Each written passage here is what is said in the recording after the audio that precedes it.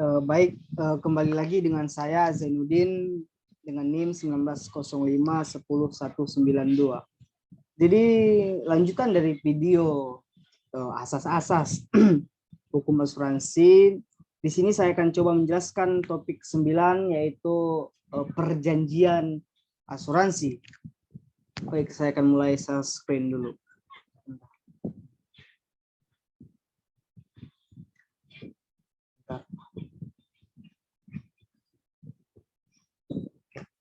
Hukum asuransi kelas 6D, perjanjian asuransi. Perjanjian asuransi di Indonesia, asuransi sudah tidak dapat dipisahkan dari kehidupan, mengingat perkembangannya yang semakin marak.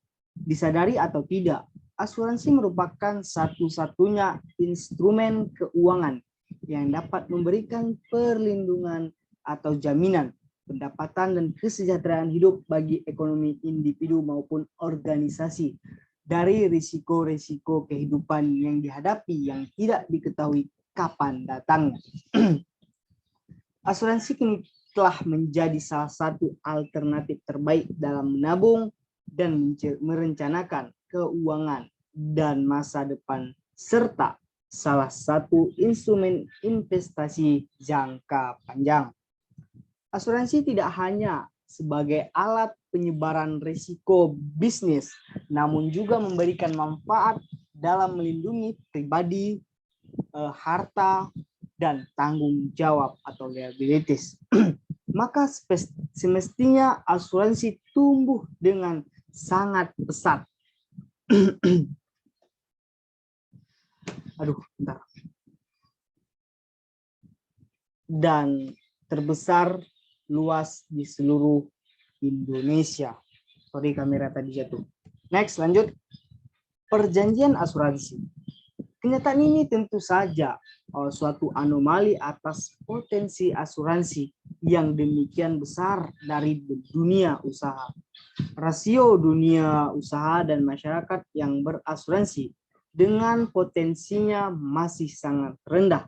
Ini menunjukkan bahwa asuransi belum populer, kurang dipahami atau diminati oleh sebagian besar masyarakat karena tingkat kesadaran berasuransi masih relatif rendah. Untuk itu, sudah sepatutnya menjadi tantangan bagi masyarakat pemangku kepentingan, sebab pandangan umum masyarakat mengenai asuransi dan manfaatnya ternyata belum dikenal luas di masyarakat. Seperti halnya bank atau lembaga keuangan lainnya, di samping masih adanya kesan bahwa menjadi nasabah asuransi hanya menambah beban biaya dan citra miring masyarakat terhadap asuransi, terutama dalam kaitannya dengan prosedur klaim yang berbelit-belit. Lanjut. Perjanjian asuransi yang menjadi dasar bagi penanggung pada suatu pihak berjanji akan melakukan sesuatu yang bernilai bagi tertanggung sebagai pihak yang lain atas terjadinya kejadian tertentu.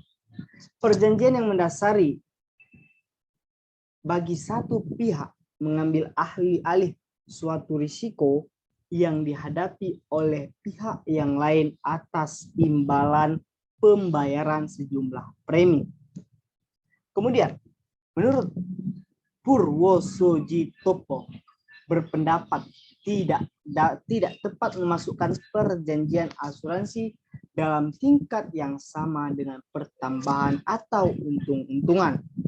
Karena pada perjanjian asuransi ini, hubungan antara kemungkinan timbulnya untung rugi dengan peristiwa tak tentu masih bisa diperhitungkan.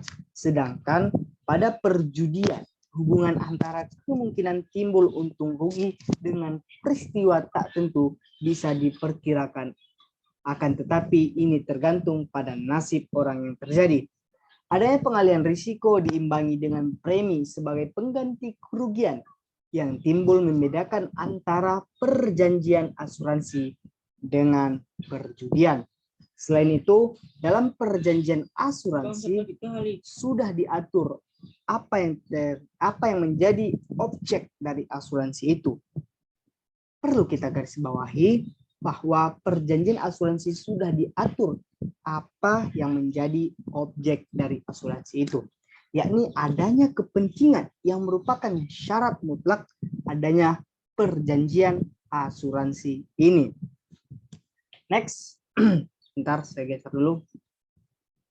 Perjanjian asuransi dalam pasal 1774 KUH Perdata tersebut disebut sebagai salah satu bentuk perjanjian untung-untungan adalah tidak tepat.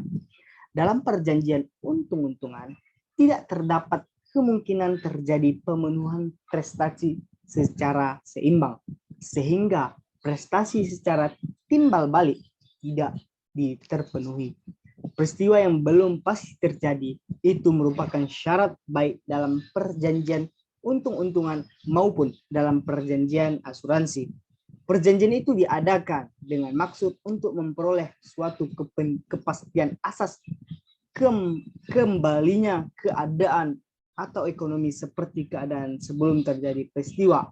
Batasan perjanjian asuransi secara formal terdapat dalam pasal 246 KUHD.